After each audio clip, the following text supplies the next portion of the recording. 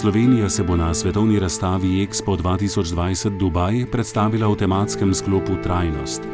Razstava, ki vrata uradno odpira 1. oktobra letos, je prve obiskovalce že sprejela, saj so se organizatorji odločili, da multimedijski paviljon, posvečen izzivom človeštva na področju trajnosti, odprejo že zdaj.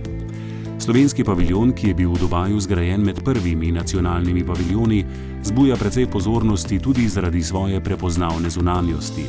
Slovenija ima strateško pozicijo, prvi smo takoj po prihodu na Expo in slovenski paviljon je že zaradi vizualne prezence nekaj posebnega. Je pa to paviljon, preko katerega smo želeli pokazati na eni strani na našo sonaravno odvisnost, na drugi strani našo trajnostni razvoj in na tretji strani posebnosti, ki jih kot država premoremo. Obiskovalci bodo lahko v paviljonu, ki je pravi zgled trajnostne gradnje in predstavlja Slovenijo kot zeleno srce Evrope, resnično občutili slogan I Feel Slovenija.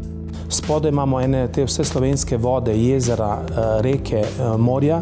Nad tem lebdi ta zelena oaza, ta zelen slovenski gozd, katerega kot tretji element prekriva ta slovenska tradicija lesa, ta velika pergola, bi rekel, to sito.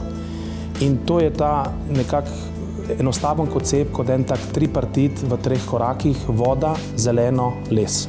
Ko je bila kreativna ideja izbrana in potrjena, je arhitekturni biro začel z izrisi in 3D modeli, ki so bili osnova za izvedbene načrte in pričetek graditve paviljona. Trajnostna zasnova je izjemno zahtevna, kar poudarja tudi vodja projekta izgradnje.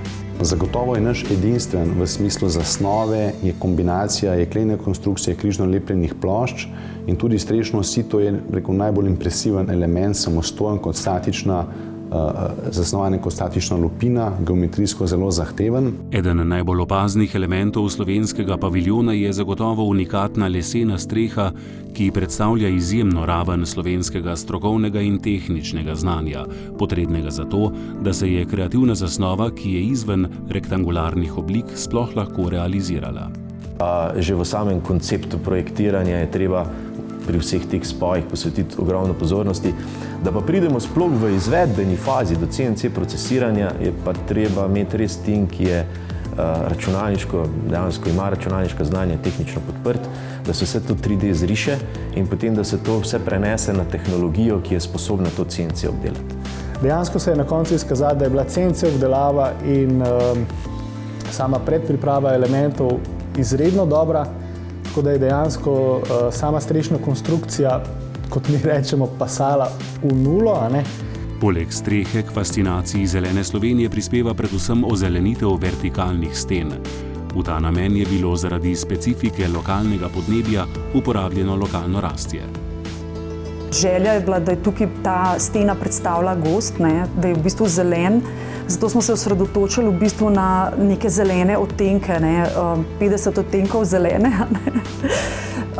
In so bile v bistvu zbrane rože v teh zelenih odtenkih. Avtomatski zalivalni sistem, ki dodaja vodo in hranila, skrbi za to, da stena ostaja bujna, saj gre za živo stvar, ki potrebuje skrbno vzdrževanje.